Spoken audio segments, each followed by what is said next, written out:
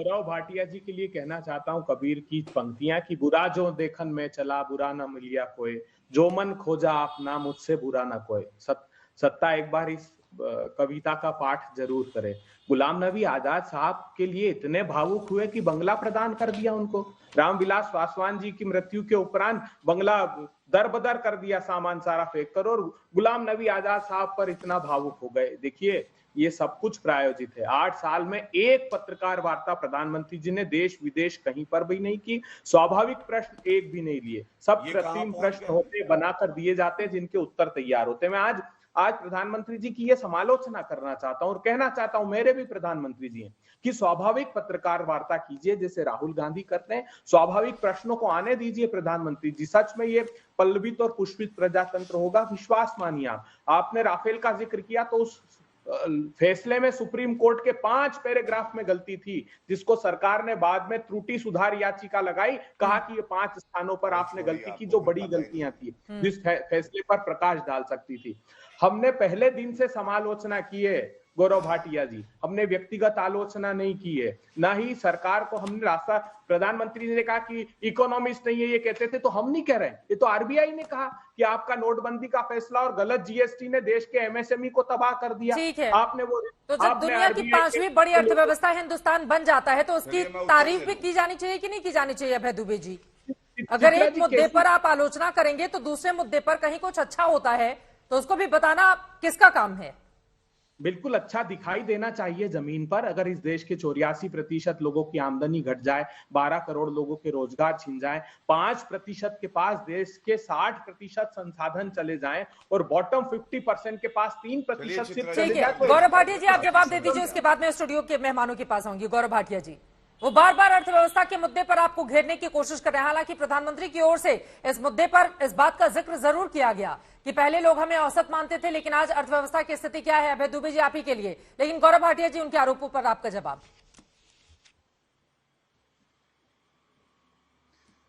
देखिए, मैंने एक उदाहरण दिया और उस पर ये कुछ नहीं बोल पाए, क्योंकि आप देखिए, इनके यहाँ तो कांग्रेसी जो नेता हैं उनके ऊपर भी टमाटर की वर्षा कर दी जाती है अगर वो गांधी परिवार का महिमा मंडन नहीं करते हैं। लेकिन मैं आपको बताता हूं, प्रधानमंत्री जी ने आज जो बात कही है ये हर नागरिक जानता है। ये वो विरोधी विपक्ष है जिसने आज तक, चित्रा जी आप बताइए, राहुल गांधी, सोनिया गांधी ने स्वच्छ भारत अभियान, एक अच्छी पहल थी ना, महात्मा गांधी जी का जो हमें सीख है उसको आगे बढ़ाया जा रहा था। क्या आपने देखा राहुल गांधी या सोनिया गांधी ने यह भी कहा हो कि एक अच्छी पहल है? दूसरा, कोविड के टीके आए, इन्होंने कहा कि ये खतरनाक है। आप मुझे एक वक्तव्य सोनिया गांधी, राहुल गांधी का बता दीजिए या खड़गे जी का बता दीजिए जो इन्होंने कहा हो कि सबको ये सुरक्षा कवच लेना चाहिए। नहीं कहा, इन्होंने कहा वो खतरनाक है। तीसरा, आप मुझे ये बताइए, नेशनल वॉर मेमोरियल आजादी के 7 दशक बाद भी ये बना नहीं पाए। नरेंद्र मोदी जी ने सुनिश्चित किया कि नेशनल वॉर मेमोरियल बने। अब जिसने शहादत दी, आप बताइए, क्या सोनिया गांधी को, राहुल गांधी को, खड़गे जी को वहां जाना नहीं चाहिए? सरदार पटेल, लौह पुरुष, हमारे देश को जोड़ दिया उन्होंने। उनके विश्व की सबसे बड़ी मूर्ति वो है और आज तक सोनिया गांधी वहां गई नहीं, आज तक राहुल गांधी नहीं गए। ये क्या दर्शाता है? क्योंकि मोदी जी ने एक सार्थक कार्य किया है, अच्छा कार्य किया है, तो हम उसका विरोध करेंगे। अबे दुबे जी, आप इसका जवाब दीजिएगा के तौर पे। ठीक है, लेकिन उसके पहले स्टूडियो में हमारे साथ खास मेहमान जुड़े हुए हैं, सीधे उनका रुख करते हुए प्रोफेसर दिनेश वार्ष्णेय जी, सबसे पहले आपका। प्रधानमंत्री नरेंद्र मोदी ने कुछ अच्छी बात कही है तो उसका तो दिल खोलकर स्वागत किया जाना चाहिए ना, विरोधी दलों की ओर से भी। वो आरोपों और आलोचना का फर्क सिखा रहे हैं आप लोगों को, नसीहत ठीक है उनकी। कोई भी विरोधी दल का नेता खाली आरोप नहीं लगाता, खासतौर से कम्युनिस्ट तो बिल्कुल भी नहीं। जब हम आरोप लगाते हैं तो उसका अल्टरनेटिव पॉलिसी भी बताते हैं। हमने बताया कि आपकी अर्थव्यवस्था गिर रही है, अभय दुबे जी ने उस पर इशारा किया कि कितने लोगों को और गरीबी की रेखा से नीचे धकेल दिया गया। सुपर रिच पे टैक्स लगाइए। आप सुपर रिच को माफी दे रहे हैं। आप कहते हैं साहब हम आलोचना को मानते हैं, हमने शुद्धि यज्ञ किया है। 3 दिन से आप देख रहे हो कि गुजरात के दंगों पे जो फिल्म आई है उसको आधी से ज्यादा जनसंख्या हिंदुस्तान की देख चुकी है, तब आपको ये कहना पड़ा साहब आलोचना शुद्धि का यज्ञ है। आप ये बताइए, 3 सांसद उसको मेरे को वो करते हैं कि इसमें कुछ भी नहीं आनी है। मैंने तो अभी वो फिल्म देखी नहीं। कम से कम 12-13 एमएलए से बात हुई, 11-12 मेरे चीफ एडिटर से बात हुई, 2 विदेशी एडिटरों से बात हुई। कोई ऐसा पहलू बता दीजिए अर्थव्यवस्था का, उत्पादन की प्रक्रिया में अभी नीचे जा रहे हैं हम, कोविड लेवल से पहले भी नहीं लौट के आए। नौकरियों के मामले में अभी भी हम कोविड लेवल से नीचे हैं। नोटबंदी से जो नुकसान हुआ उसकी रिकवरी अभी हुई नहीं। मैं नहीं कह रहा, प्लानिंग कमीशन का डाटा कह रहा है, मैं नहीं कह रहा, सरकार के लोकसभा में डाटा कह रहे हैं, बावजूद इसके कि ये डाटा फर्ज करते हैं।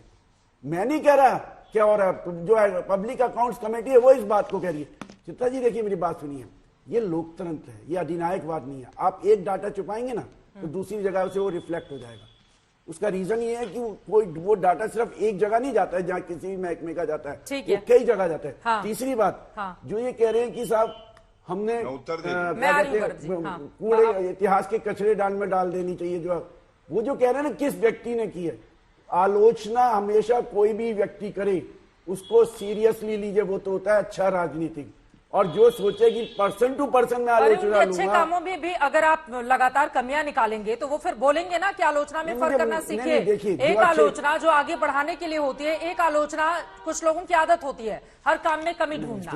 और आप बीबीसी की डॉक्यूमेंट्री का जिक्र कर रहे हैं सर, देश की सर्वोच्च अदालत ने, हम बीबीसी की डॉक्यूमेंट्री को आधार मानेंगे या अपने देश की सर्वोच्च अदालत को? सर्वोच्च अदालत में जनरल पद्मनाभन ने ये कहा कि हमारी मिलिट्री डायरी वहां पे पेश नहीं की गई, वार डायरी, जिसमें जनरल जमीरुद्दीन शाह को 24 घंटे तक अहमदाबाद एयरपोर्ट पे वाहन नहीं दिएगा दंगे रोकने के लिए। आरबी श्री कुमार के स्टेटमेंट को बदले उसको जेल में हमारा मुद्दा ये नहीं है, लेकिन बार बार सवाल ये पूछा जा रहा है स्कूल कॉलेज संस्थानों में यहाँ पर पढ़ाई के लिए उस तरह से हंगामा देखने को नहीं मिल रहा है, उनको डॉक्यूमेंट्री देखनी है, वो भी तब जब देश की सर्वोच्च अदालत सुप्रीम कोर्ट की ओर से फैसला आ चुका है।